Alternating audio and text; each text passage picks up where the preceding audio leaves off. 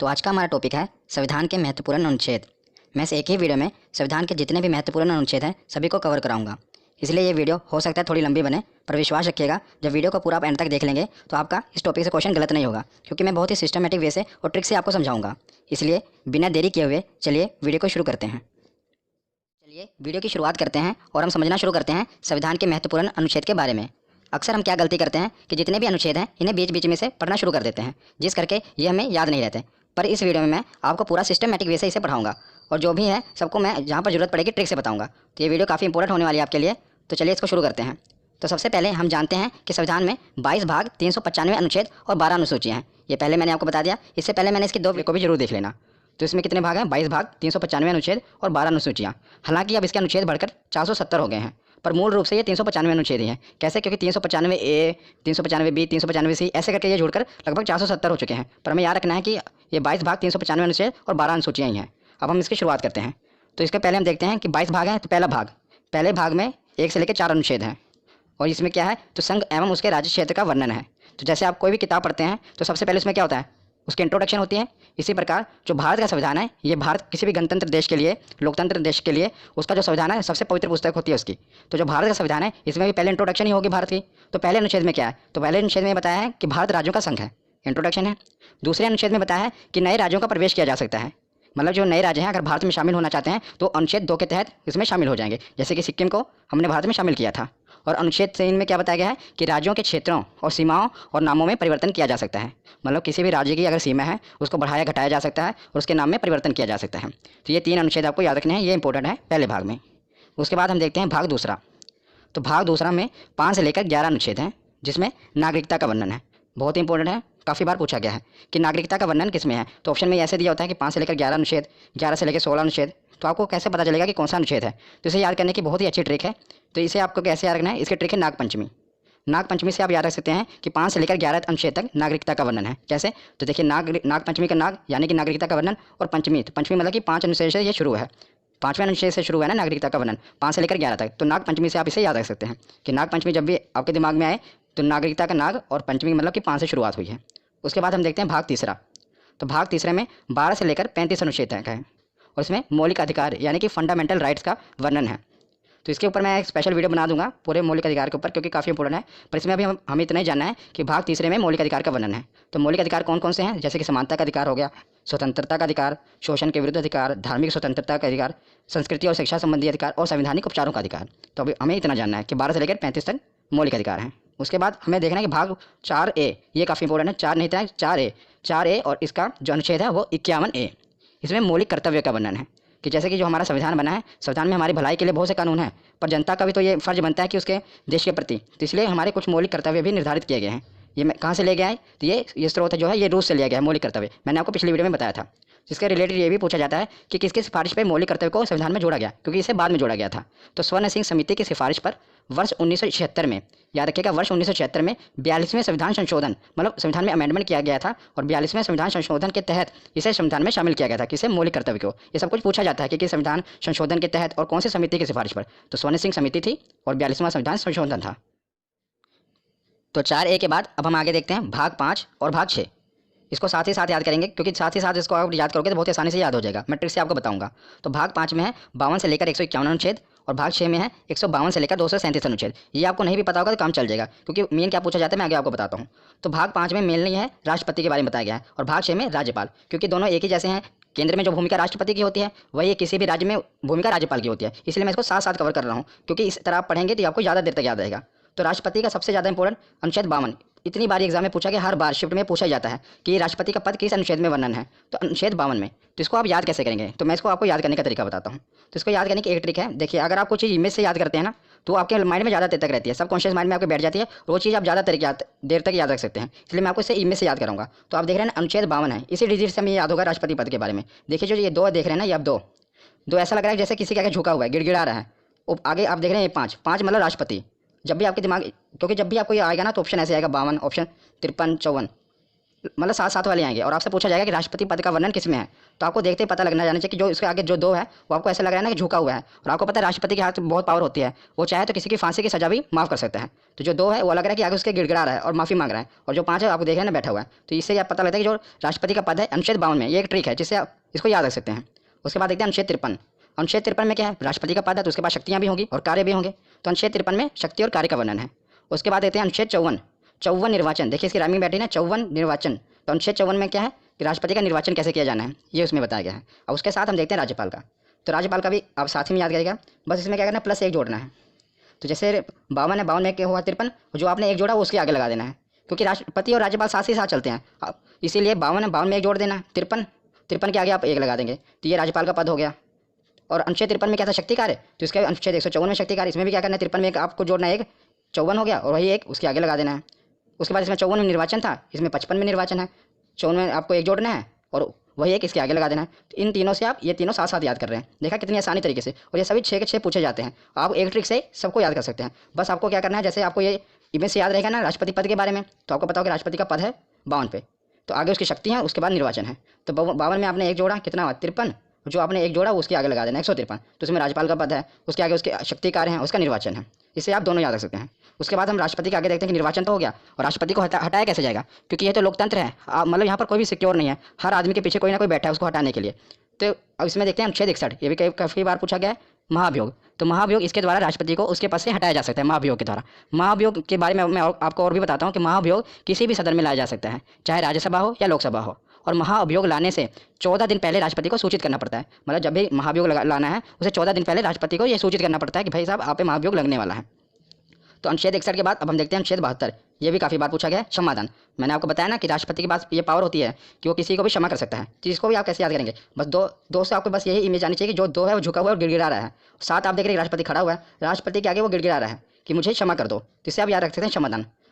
52 कैसे पता लगता है, दो तो आपको पता कि दो है आगे, तो मतलब राष्ट्रपति से रिलेटेड है, और उस पर 5 बैठा हुआ है, तो ये राष्ट्रपति का पद है, राष्ट्रपति को बैठाया गया है।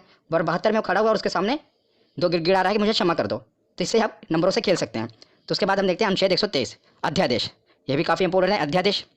कि अध्यादेश में क्या होता है कि जब लोकसभा और राज्यसभा की बैठक ना चल रही हो और देश में किसी जरूरी कानून की आवश्यकता होती है, तो राष्ट्रपति हस्ताक्षर करके कानून बना सकते हैं, पर मंत्रिमंडल की सिफारिश पर ही वो कानून बना सकते हैं, कि मतलब मंत्रिमंडल प्रधानमंत्री ही उनकी सिफारिश पर ही ये कानून बनता है। आपको पता होना चाहिए कि भारत में कानून कैसे बनते हैं, आपको पता 3 स्टेप होते हैं। पहले स्टेप में लोकसभा में पारित होना चाहिए, फिर राज्यसभा में, फिर उसके बाद राष्ट्रपति के हस्ताक्षर होने चाहिए। कितने स्टेप हैं, 1 2 3, बस इसी से आप याद भी रख सकते हैं। देखिए 1 2 3, तो 1 2 3 सीधे ही तीनों स्टेप हटा के सीधे राष्ट्रपति के साइन करा के सीधा कानून बन जाता है, मतलब ये ट्रिक हो गई। 1 2 3 3 स्टेप होते हैं, पहला लोकसभा, फिर राज्यसभा, फिर राष्ट्रपति, पर अध्यादेश लाकर क्या किया जाता है, इसको खत्म करके सीधा राष्ट्रपति के हस्ताक्षर कराए जाते हैं और कानून बना दिया जाता है। तो अनुच्छेद 123 के बाद हम देखते हैं अनुच्छेद 143। तो अनुच्छेद 143 में क्या है कि राष्ट्रपति को अगर कानूनी सलाह की आवश्यकता होती है तो वो सीधा सुप्रीम कोर्ट से सलाह ले सकता है। पर आपको यह भी याद रखना है क्योंकि ये क्वेश्चन पूछा गया कि अगर वो सलाह देते हैं तो क्या वो मानने के लिए बाध्य है राष्ट्रपति, तो आपको ये याद रखना है कि वो बाध्य नहीं है, वो मतलब सुझाव ले सकते हैं, पर ये नहीं है कि उन्होंने कोई सजेशन दे दी सुप्रीम कोर्ट ने तो राष्ट्रपति उस पर बाध्य नहीं है, वो चाहे तो माने या चाहे तो ना माने। तो आपको याद रखना है 143, ये सभी मैं आपको राष्ट्रपति के रिलेटेड बता रहा हूँ, इसलिए मैंने एक हेडिंग में सारे कवर कर दिया कि जो भी राष्ट्रपति से रिलेटेड है और ये राज्यपाल वाले। उसके बाद हम देखते हैं उपराष्ट्रपति, राष्ट्रपति उपराष्ट्रपति। तो उपराष्ट्रपति का वर्णन है अनुच्छेद 63 में, किसमें, अनुच्छेद 63 में। तो उसमें बताया गया कि एक उपराष्ट्रपति होगा, और अनुच्छेद 64 में क्या बताया गया है कि राज्यसभा के सभापति के रूप में वो कार्य करेगा। तो जो उपराष्ट्रपति होगा, आप देखेंगे जो राज्यसभा का सभापति होता है वह भी उपराष्ट्रपति होता है। और मैं आपको एक इंटरेस्टिंग फैक्ट बताता हूँ कि जो उपराष्ट्रपति होता है उसे अपने पद के लिए कोई तनख्वाह नहीं मिलती, मतलब उसे कोई सैलरी नहीं मिलती, पर जो राज्यसभा में वो सभापति के रूप में कार्य करता है उसके लिए उनको वेतन मिलता है। तो उपराष्ट्रपति को अपने पद के लिए वेतन नहीं मिलता, जैसे राष्ट्रपति को वेतन मिलता है उनके पद के लिए, राज्यपाल को मिलता है, पर उपराष्ट्रपति को उनको पद के लिए वेतन नहीं मिलता, बल्कि जो राज्यसभा में सभापति के रूप में होते हैं उसके कार्य के लिए उनको वेतन मिलता है। ये आपको याद रखना है। तो हमने राज्यपाल देख लिए, राष्ट्रपति देख लिए, अब हम देखेंगे प्रधानमंत्री और मुख्यमंत्री। ये साथ साथ हम कवर कर रहे हैं, यही होता है कि सिस्टमेटिक वे से पढ़ना, जिससे आप अनुच्छेदों को काफ़ी ज़्यादा देर तक याद रख सकते हैं। तो हम देखते हैं प्रधानमंत्री। तो सबसे पहले हम देखते हैं अनुच्छेद 74 75 76, ये तीनों प्रधानमंत्री से रिलेटेड है। तो इसे आप याद कैसे रखते हैं, पहले तो आपको पता होना चाहिए कि जो प्रधानमंत्री होते हैं, अनुच्छेद 74 में जो मंत्रिमंडल होता है ये राष्ट्रपति की सहायता के लिए बनाया होता है, मतलब राष्ट्रपति की सहायता के लिए मंत्रिमंडल का गठन किया जाता है, पर जो इसके हेड होते हैं वो प्रधानमंत्री होते हैं। जैसा कि आपको पता है कि भारत में जो राष्ट्रपति हैं वो तो नाम मात्र मुखिया है, ज़्यादातर पावर किसके हाथ में है, तो प्रधानमंत्री के हाथ में है, पर राष्ट्रपति की सहायता के लिए मंत्रिमंडल का गठन किया जाता है और इसके हेड प्रधानमंत्री होते हैं। तो 74 75 लगातार हैं, और 75 के बाद हम देखते हैं 76 में महान्यायवादी। तो महान्यायवादी कौन होते हैं, तो राष्ट्रपति द्वारा महान्यायवादी की नियुक्ति की जाती है। महान्यायवादी एक विधि अधिकारी होता है, मतलब सीधे शब्दों में आपको बताऊं तो ये कानूनी विशेषज्ञ होते हैं जो भारत सरकार को कानूनी सलाह देते हैं। तो जैसे राष्ट्रपति सुप्रीम कोर्ट से सलाह लेते हैं, इसी प्रकार न्यायवादी होते हैं जिन्हें राष्ट्रपति नियुक्त करता है, पर जो सिफारिश होती है मंत्रिमंडल मतलब प्रधानमंत्री की सिफारिश पर ही राष्ट्रपति नियुक्त करते हैं और ये कानूनी सलाह देते हैं प्रधानमंत्री को। तो तीनों आपको याद रखना है। सबसे पहले तो 74 में मंत्रिमंडल, 75 में प्रधानमंत्री उसके हेड और 76 में कानूनी सलाह ले सकते हैं। उसी प्रकार जैसे प्रधानमंत्री हैं केंद्र के लिए, तो राज्य के लिए कौन होता है? मुख्यमंत्री, उसका मुखिया होता है। तो अनुच्छेद 163 में मंत्रिमंडल सेम टू सेम, इसको याद करने की ट्रिक भी एक ही है। देखिए कैसे, जैसे मैंने आपको वहाँ पर राष्ट्रपति राज्यपाल में क्या बताया था कि एक जोड़ना है, यहाँ पर एक एक घटाना है। जैसे 74 है, क्योंकि जो अगर आपको देखा जाए प्रधानमंत्री की पोस्ट बड़ी है, मुख्यमंत्री एक स्टेप उससे नीचे ही है, आपको याद करने के लिए बता रहा हूँ, ऐसे नीचे है ना, एक स्टेप नीचे, तो बस आपको एक स्टेप नीचे घटा देना है। जैसे 74 मंत्रिमंडल है, आपको दोनों में एक एक घटा देना है। 4 में से गया 3, 7 1 6, और जो एक घटाया आपको आगे लगा देना है, 163 आ गया। ऐसे आगे 75 में भी करना है तो 164 आ जाएगा, 76 में भी करोगे तो 165। मतलब इन तीनों से आप इन तीनों को याद कर सकते हैं। जैसे राष्ट्रपति के राज्यपाल याद कर लिया, प्रधानमंत्री का याद किया तो मुख्यमंत्री का याद कर लिया। तो तीनों साथ साथ ही हैं। मंत्रिमंडल इसमें 74 में है, अनुच्छेद 173 में 163 में मंत्रिमंडल है, इसमें 75 में प्रधानमंत्री हैं, तो 164 में मुख्यमंत्री हैं, और 76 में महान्यायवादी हैं, तो 165 में महाधिवक्ता। मुख्यमंत्री के लिए महाधिवक्ता होता है, जो काम मतलब कि महान्यायवादी प्रधानमंत्री के लिए करता है, वही काम महाधिवक्ता मुख्यमंत्री के लिए करता है। और जो महाधिवक्ता है, इनकी नियुक्ति कौन करेगा? तो जैसे वहाँ पर राष्ट्रपति करते हैं तो यहाँ पर राज्यपाल करेंगे। तो एक ही ट्रिक से आप इन 6 को याद कर सकते हैं। तो प्रधानमंत्री और मुख्यमंत्री तो हमने देख लिए। अब हम आते हैं संसद पर, क्योंकि कानून कहाँ पर बनेंगे? संसद में।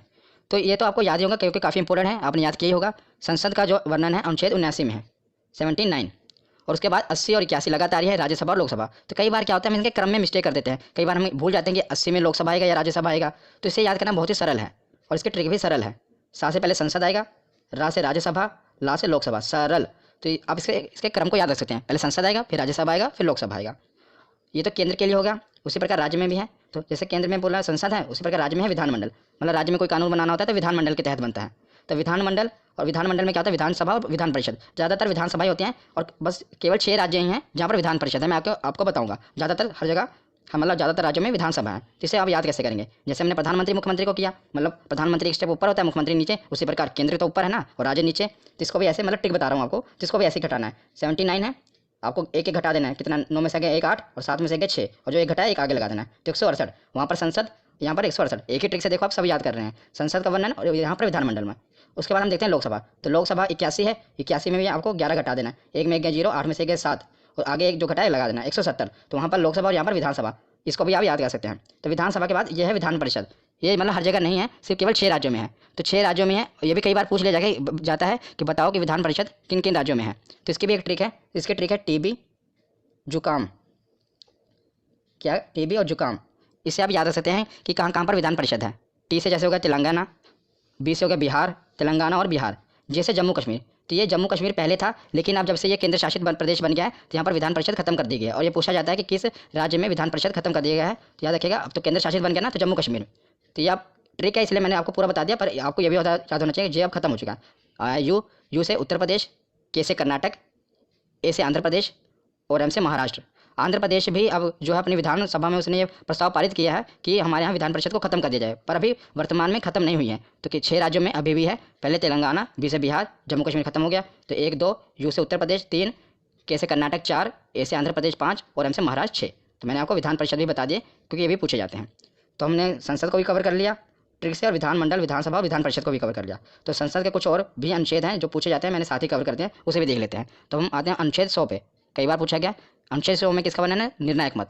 निर्णायक मत क्या होता है कि मतलब कि अगर यदि लोकसभा में किसी मुद्दे पर वोटिंग हो रही है और जो वोटिंग है वो बराबर हो जाए, यानी कि निर्णय ना हो पा रहा हो, तो उस समय क्या होता है कि अध्यक्ष महोदय अपना निर्णायक मत देंगे। तो अध्यक्ष महोदय जिस पे अपना मत दे देंगे उसे ही पारित कर लिया जाएगा। मान लीजिए कि वहाँ के पक्ष में अपनी वोट दे रहे हैं तो कानून को पारित कर दिया जाएगा, ना के पक्ष में अपनी वोट दे रहे हैं तो कानून को पारित नहीं किया जाएगा। मतलब जबकि इसको याद रखना भी आसान है। देखिए 100 है ना, मतलब जब भी 50-50 बात आ जाए कि ना कानून का निर्णय ना हो पा रहा, 50-50 बात आ जाए, 50-50 होते हैं, तो एक वोट जो वहाँ पर अध्यक्ष महोदय हैं उनका निर्णायक मत माना जाएगा। तो अनुच्छेद 100 में निर्णायक मत का वर्णन है। 100 के बाद देखते हैं अनुच्छेद 108। तो अनुच्छेद 108 में संयुक्त अधिवेशन कब बुलाया जाता है मैं आपको बताता हूँ। मान लीजिए लोकसभा में कोई चीज़ बिल पर बहस चल रही है और कोई निर्णय नहीं लिया जा पा रहा है, तो क्या किया जाता है कि लोकसभा में बिल अटका हुआ है और राज्यसभा भी अभी पहुंचा नहीं, तो लोकसभा और राज्यसभा के दोनों की संयुक्त अधिवेशन बुलाया जाता है। ये राष्ट्रपति बुलाते हैं जब वो बहुत ही मतलब जरूरी हो कानून बनाना, तो लोकसभा और राज्यसभा दोनों को बुलाया जाता है, इसलिए संयुक्त अधिवेशन किसमें है? 108 में। उसके बाद देखते हैं अनुच्छेद 110 और अनुच्छेद 117 दोनों आपको याद रखना है। 110 में धन अधिवेशन और 117 में वित्त विधेयक। इसको धन विधेयक भी कहते हैं, धन विधेयक और वित्त विधेयक। ये काफ़ी कन्फ्यूजिंग है, धन विधेयक और वित्त विधेयक कई बार पूछे गए हैं। मतलब इसका पूछा क्या जाता है, इसकी डेफिनेशन पूछी जाती है, इसमें होता क्या है, ये भी पूछा जाता है कि 10 में क्या है। पहले तो आप याद रखें 10 और धन, 10 और धन, 110 में धनाधिवेशन और 117 में विधेयक, धन विधेयक और वित्त विधेयक। तो धन विधेयक क्या होता है, सरल भाषा में आपको बताता हूँ कि सरकार की धन लाने की प्रक्रिया को धन विधेयक कहते हैं, मतलब सरकार के धन जुटाने की प्रक्रिया को धन विधेयक कहते हैं, और जुटाए हुए धन को विकास पर खर्च करने की प्रक्रिया को वित्त विधेयक कहते हैं। ये सरल शब्दों में है। और मैं अगर थोड़ा और इसको डिफाइन करूँ तो जैसे आपको पता है विधेयक 2 प्रकार के होते हैं, धन विधेयक और वित्त विधेयक। धन विधेयक सबसे पहले लोकसभा में प्रस्तुत किया जाता है, ये आपको याद रखना है कि सबसे पहले से कहाँ प्रस्तुत किया जाता है, लोकसभा में प्रस्तुत किया जाता है। और धन विधेयक होता क्या है, जब सरकार को टैक्स से रिलेटेड कोई बिल लाना है, मतलब टैक्स को घटाना है बढ़ाना है, तो उसे धन विधेयक कहेंगे। और सरकार को बोरोइंग यानी कि कर्ज लेना है, तो जो बिल होगा, जो कर्ज लेने के लिए जो बिल पेश किया जाएगा उसे धन विधेयक कहेंगे, मतलब धन जुटाना है ना, बोरिंग करना, कर्ज लेना है। और जो उस कर्ज लिए हुए धन को, मतलब जो भी सरकार ने धन जुटाया है उसको खर्चा करना है, पुल बनाना है, सड़कें बनानी है, तो वो वित्त विधेयक में होगा। तो याद रखिएगा धन विधेयक और वित्त विधेयक ये दोनों साथ साथ हैं। 110 में धन विधेयक है और 117 में वित्त विधेयक है। उसके बाद हम देखते हैं 112 बजट, 12, देखिए इसको राइमिंग से आप याद सकते हैं, 12 बजट, 12 बजट, 2 बार बोलेंगे याद रहेगा। अनुच्छेद 112 बजट, ये भी आपको बजट पता ही होगा कि एक साल का पूरा मतलब जो लेखा जोखा होता है सरकार की, यहाँ पर खर्च करेगी, कहाँ से इनकम आएगी, सब बजट में पेश किया जाता है, मतलब उसमें। और 112 के बाद है अनुच्छेद 116, तो जब सरकार बजट पेश करती है तो कई कुछ खर्चे उसमें रह जाते हैं, जो कुछ खर्चों का वर्णन है फिर सरकार बाद में क्या कहते हैं, ये तो नहीं करेगी, बाद में 1 साल के बाद फिर बजट आएगा तब पेश करेगी, बीच में बजट नहीं होता, उसके बीच में अलग से बिल के रूप में लाकर संक्षेप में एक बिल पास करा लिया जाता है, जिसे लेखानुदान कहते हैं। तो इस पहले बजट पेश होगा, बजट में अगर मतलब कुछ रहेगा, कुछ खर्चे का वर्णन नहीं है, तो लेखानुदान में अनुच्छेद 116, तो आपको ये याद रखना है। उसके बाद हम देखते हैं, अब हमने प्रधानमंत्री, मुख्यमंत्री, राज्यपाल, उपराज्यपाल सब कवर कर लिए। अब हम आते हैं सुप्रीम कोर्ट, हाई कोर्ट पर। संसद भी हो गया कवर। इस प्रकार आपको पढ़ते जाना क्रम वाइज, इससे आपको याद रहेंगे। अब सुप्रीम कोर्ट और हाई कोर्ट को देखते हैं। तो 124 में सुप्रीम कोर्ट का गठन होगा और 131 में सुप्रीम कोर्ट के अधिकार हैं। तो 124 में क्या है, सुप्रीम कोर्ट का गठन होगा भारत में, और 131 में सुप्रीम कोर्ट के अधिकार हैं, और 148 में CAG की नियुक्ति। तीनों आपको याद रखने हैं, तीनों सुप्रीम कोर्ट से रिलेटेड मैंने पहले उठाए हैं, 124, 131 और 148। पहले सुप्रीम कोर्ट का गठन होगा, 131 में बताया कि सुप्रीम कोर्ट की क्या पावर है, कहाँ कहाँ उसका अधिकार क्षेत्र है, और 148 में है कि क्या की नियुक्ति। तो क्या क्या होता है, क्या की फुल फॉर्म है कंट्रोलर एंड ऑडिटर जनरल, और इसकी नियुक्ति भी राष्ट्रपति द्वारा ही की जाती है। इनका काम क्या है कि सरकार द्वारा जो भी खर्चा किया गया, व्यय किया गया है, उसका लेखा जोखा करना है कि सरकार ने जो खर्चा किया, जो घोटाले वगैरह होते हैं कहाँ से पता चलते हैं, वो कैग की रिपोर्ट से ही पता करते चलता है। जैसे 2G घोटाला हुआ, जो भी घोटाले, स्पेक्ट्रम घोटाला हुआ, ये कैग ही रिपोर्ट अपनी पेश करती है, उसी द्वारा ये सब उजागर होता है कि कहाँ पर कितना घोटाला हुआ। तो और इस समय अगर मैं आपसे पूछूं कि कैग कौन है, हमारे कंट्रोलर और ऑडिटर जनरल कौन है, तो गिरीश चंद्र मुर्मू जी हैं कैग, ये भी याद रखना। उसके बाद हम देखते हैं, हमने सुप्रीम कोर्ट देख लिया, 1, 2, 4 और 2, 1, 4 हाई कोर्ट है, 1, 2, 4 सुप्रीम कोर्ट है और 2, 1, 4 ऐसे आप पढ़ेंगे तो याद रहेगा। 2-3 बार वीडियो को देख लेना, आपको पूरा कभी भूलेगा नहीं। तो अनुच्छेद 2, 1, 4 क्या है कि इसमें बताया गया कि राज्य में एक हाई कोर्ट जरूर होगा, और अनुच्छेद 2, 1, 6 में बताया गया कि हाई कोर्ट का गठन करना है। पहले बताया कि राज्यों के लिए हाई कोर्ट होगा, और इसमें 216 में क्या है कि हाई कोर्ट का गठन करना है, कैसे होगा वो बताया गया है। तो हमने सुप्रीम कोर्ट और हाई कोर्ट देख लिया। अब हम देखते हैं, एक मैंने हेड बनाया केंद्र राज्य संबंध। इसमें जितने भी अनुच्छेद हैं ये काफ़ी इंपॉर्टेंट है, ये अलग से पूछे जाते हैं। आपको पहले 2-2 करके याद रखना है, 249, 250। तो 249 में क्या है कि राज्य सूची विषय पर कानून बनाने की शक्ति। तो राज्य सूची विषय क्या होता है, मैं आपको बताता हूँ कि राज्य सूची मतलब है कि वह विषय जिस पर राज्य कानून बनाता है। राज्य सूची विषय कुछ विषय होते हैं ना जिस पर सिर्फ राज्य कानून बना सकता है, कुछ पर सिर्फ केंद्र कानून बना सकता है, पर जो राज्य सूची विषय है इसमें सिर्फ राज्य कानून बनाता है। पर और मतलब कि विधानमंडल में कानून बनता है, वहाँ यहाँ केंद्र द्वारा बनाया गया संसद में बनता है, और मतलब राज्य का विधानमंडल में बनता है। पर कुछ विषय हैं जिस पर संसद भी कानून बना सकती है, उससे अनुच्छेद 249 में रखा गया है कि जो कुछ विषय हैं जिस पर क्या है केंद्र भी कानून बना सकते हैं। और 250 में क्या है कि आपातकाल के दौरान, जब आपातकाल इमरजेंसी लग जाए, उस दौरान भी राज्य सूची के कुछ विषयों पर कानून बनाने की शक्ति केंद्र के पास है। तो दोनों याद रखेगा, 249 और 250। 250 में आपातकाल के दौरान और 249 मतलब नॉर्मल टाइम पे। उसके बाद देखते हैं 262, कई बार ये पूछा गया है नदी जल विवाद। नदी जल विवाद का वर्णन किसमें, 262। कई बार आप देखते हैं ना कि 2 राज्यों के बीच में नदी के जल पर विवाद हो जाता है। जैसे कि अब कोई भी नदी है, वो ये तो नहीं देखेगी कि यूपी नदी पर रुक जाएगी, वो आगे भी दूसरे राज्य में जाती है ना, तो उसके पानी के लिए विवाद हो जाता है कि कितना पानी। तो एक राज्य मान लो बांध बना लेता है, वो पानी रोक लेता है, तो दूसरा राज्य विवाद खड़ा कर देता है कि हमें पानी प्रॉपर नहीं मिल रहा। तो ये नदी जल विवाद का निपटारा किसमें होता है, तो इसका 262 में वर्णन किया गया है। कौन सा अनुच्छेद है, 262। और 262 और 263 आपको साथ में याद रखने हैं। 263 में क्या, अंतर्राज्यीय परिषद, मतलब अंतर्राज्यीय विवाद इसमें है कि 2 राज्यों के बीच कोई विवाद हो जाए तो उसे कैसे सुलझाना है, और उस पर संसद कानून बना सकती है। याद रखना, इसमें भी संसद कानून बना सकती है। तो 262 में नदी जल विवाद है और 263 में अंतर्राज्यीय परिषद है। उसके बाद आते हैं 280, ये भी काफ़ी इंपॉर्टेंट है, वित्त आयोग। तो 280 में क्या है, वित्त आयोग है। तो वित्त आयोग का काम क्या है, केंद्र और राज्यों के बीच जो कर का वितरण करना है, जो टैक्स है उसका वितरण करना है केंद्र और राज्य के बीच में। इसमें 15वां वित्त आयोग चल रहा है, याद रखिएगा। और जो 15वें वित्त आयोग है, इसके अध्यक्ष कौन है, तो इसके अध्यक्ष हैं NK सिंह। इंपॉर्टेंट है, याद रखिएगा। जो वित्त आयोग है इसके अध्यक्ष कौन है, तो NK सिंह है, और 15वां वित्त आयोग है। उसके बाद हम चलते हैं 312। तो 312 अनुच्छेद में क्या है, आर्टिकल में अखिल भारतीय सेवा। अखिल भारतीय सेवा का दिन क्या क्या आता है, आपको पता होगा, 3 चीज़ें आती हैं, एक IAS, एक IPS और एक IAFS। और ज़्यादा जोर देना IAFS पे, क्योंकि यहीं पर आपसे गलती होगी। क्या गलती होगी, क्वेश्चन ये आया था कि अखिल भारतीय सेवा में निम्नलिखित कौन सी सेवाएं आती हैं। तो आपको 4 ऑप्शन दिए हैं, एक IAS, एक IPS, एक IFS, और IFS 2 बार दिया होगा, मतलब फुल फॉर्म दी होगी। एक IFS की फुल फॉर्म होती है इंडियन फॉरेस्ट सर्विस, और एक होती है इंडियन फॉरेन सर्विस। तो याद रखिएगा जो ये वाला IFS है उसमें है इंडियन फॉरेस्ट सर्विस, कौन सा, वन विभाग वाला। तो यार बहुत इंपॉर्टेंट है, क्वेश्चन भी पूछा गया इसलिए मैं आपको बता रहा हूँ कि जो अखिल भारतीय सेवा में ये जो IFS आ रहा है ये इंडियन फॉरेस्ट सर्विस वाला है, ना कि फॉरेन सर्विस वाला, ये आप याद रखिएगा। उसके बाद आते हैं 315, तो संघ एवं राज्य के लिए लोक सेवा आयोग, मतलब कि जो UPSC के एग्जाम होते हैं आपको पता है UPSC का वर्णन किसमें है, 315 में। राज्य संघ के लिए मतलब केंद्र के लिए और राज्य के लिए PCS, कई राज्यों में इसका PSC भी कहा जाता है PCS, तो इसका वर्णन कहाँ पर है, अनुच्छेद 315 में। 312 में अखिल भारतीय सेवा जिसमें 3 सेवाएं आती हैं और 315 में UPSC का। तो केंद्र और राज्य के बाद अब हम आते हैं, हमने संसद भी देख लिया, प्रधानमंत्री मुख्यमंत्री सब कुछ हो गए, अब आते हैं निर्वाचन में, मतलब चुनाव भी तो होने जरूरी है तभी तो सब चुने जाएंगे।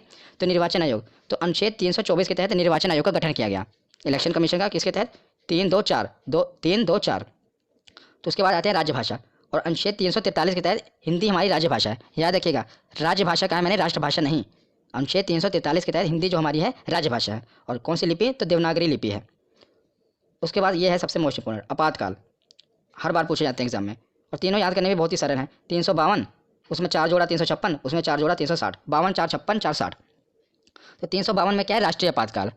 तो 352 में क्या है, राष्ट्रीय आपातकाल, जब देश में राष्ट्रीय आपातकाल कब लगता है, जब देश में दूसरे देश से युद्ध हो जाए और या कोई आंतरिक विद्रोह हो जाए पूरे अपने भारत में, देश में आंतरिक विद्रोह बड़े पैमाने पर हो जाए, तब राष्ट्रीय आपातकाल लगा दिया जाता है। गांधी के समय भी लगा था, इमरजेंसी लगी थी ना। तो जब देश में दूसरे देश से या तो युद्ध हो रहा हो, जैसे चाइना के साथ युद्ध हो, उस समय इमरजेंसी लगी थी, या पूरा आंतरिक विद्रोह हो गया हो बड़े पैमाने पर, तब राष्ट्रीय आपातकाल लगता है। और 352 के बाद 356 में क्या है, राष्ट्रपति शासन, जब किसी राज्य की मतलब संसदीय व्यवस्था पूरी तरह खत्म हो जाए तो वहाँ पर राष्ट्रपति शासन लग जाता है, और किसी राज्य की सरकार भी गिर जाए और जब तक चुनाव ना, तभी आपको पता है राष्ट्रपति शासन लगा दिया जाता है। तो 52 में राष्ट्रपति आपातकाल, राष्ट्रीय आपातकाल पूरे भारत में, और 56 में राष्ट्रपति शासन, और 56 के बाद आता है 360 वित्तीय आपातकाल। तो वित्तीय आपातकाल क्या है, जब देश की इकोनॉमिकल कंडीशन, आर्थिक जो व्यवस्था है वो बहुत खराब हो जाए, तब वित्तीय आपातकाल लग जाता है। पर याद रखिएगा अभी तक भारत में एक बार भी वित्तीय आपातकाल नहीं लगा है। तो आपसे क्वेश्चन पूछा जा सकता है कि बताइए कि निम्नलिखित में से कौन सा आपातकाल अभी तक नहीं लगा है, तो याद रखिएगा 360 में जो है वित्तीय आपातकाल भारत में अभी तक नहीं लगा है। हाँ, राष्ट्रपति शासन तो बहुत बार लग चुका है और राष्ट्रीय आपातकाल भी लग चुका है, लेकिन अभी तक वित्तीय आपातकाल नहीं लगा है। उसके बाद हम सकते हैं कि संविधान तो बन गया, लेकिन संविधान में संशोधन भी होना जरूरी है कि नए, अगर मान लो कोई बदलाव करना है वो भी तो जरूरी है। और मैंने पिछली वीडियो में जो संविधान के स्रोत हैं, मतलब कहाँ से संविधान लिया गया है, पूरा स्पेशल आपको ये बताया कि जो संविधान का संशोधन है कहाँ से लिया गया था, आपको याद होगा। तो अगर आपने पिछली वीडियो देखी होगी तो साउथ अफ्रीका से लिया गया था कि संविधान में संशोधन किया जाना है। तो आपने अगर वो वीडियो नहीं देखी तो देख लेना। तो अनुच्छेद 368 में है कि संविधान में संशोधन किया जा सकता है, इसका वर्णन किसमें है, अनुच्छेद 368, 326 628 368 में। अब कुछ लास्ट बच्चे हैं, अन्य महत्वपूर्ण है, इससे भी हम पढ़ लेते हैं क्योंकि बाकी सब हेड के अंदर थे। मैंने राष्ट्रपति के अंदर कुछ था, कुछ मुख्यमंत्री के, ये कुछ बचे हुए थे और ये पूछे गए इसलिए मैंने इसे अलग से कवर कर लिया, बस लास्ट ही है। तो अनुच्छेद 17 में अस्पृश्यता का अंत, मतलब कि छुआछूत का अंत, ये किसमें है, अनुच्छेद 17 में, आर्टिकल 17। उसके बाद आता है अनुच्छेद 29। तो 29 में क्या है, अल्पसंख्यक हितों का संरक्षण, काफ़ी बार पूछा गया है कि प्रोटेक्शन ऑफ माइनॉरिटी, अल्पसंख्यक हितों का संरक्षण किसमें है, तो अनुच्छेद 29 में है। तो इसे आप कैसे याद रख सकते हैं, बस उन्हीं नंबरों से खेलिए। 29 धोगी में तो मैंने आपके दिमाग में फिट कर दी, क्या है कि आदमी गिड़गिड़ा रहा है, झुका हुआ है। देखिए जब तक अल्पसंख्यक थे पहले उनके लिए कोई कानून नहीं था, बेचारे झुके हुए थे, तो जैसे उनके लिए कानून आया वो खड़े हो गए।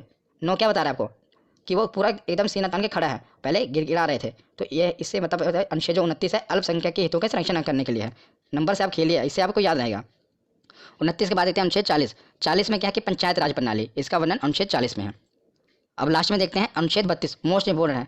क्यों इंपोर्टेंट है मैं आपको बताता हूँ। अनुच्छेद 32 के पहले जान लेते हैं। तो संवैधानिक उपचारों का अधिकार, और इसे heart and soul of Indian constitution भी कहा जाता है। Heart and soul of Indian constitution इसे क्यों कहा जाता है, तो अनुच्छेद 32 में ये कहा गया है अगर किसी भी आदमी का, चाहे आम आदमी हो, और उसके अगर फंडामेंटल राइट्स यानी कि मौलिक अधिकारों का हनन हो रहा हो, तो सीधा इसके लिए वो केस सुप्रीम कोर्ट में फाइल कर सकता है। इसके खिलाफ मतलब केस में कहाँ डायरेक्ट सुप्रीम कोर्ट में जा सकता है अगर उसके मौलिक अधिकारों का हनन हो रहा हो। इसलिए इसे heart and soul of Indian constitution कहा गया है, किसे, आर्टिकल 32। तो ये वीडियो आज यहीं पर खत्म होती है। कैसी लगी आपको ये वीडियो कमेंट सेक्शन में जरूर बताना।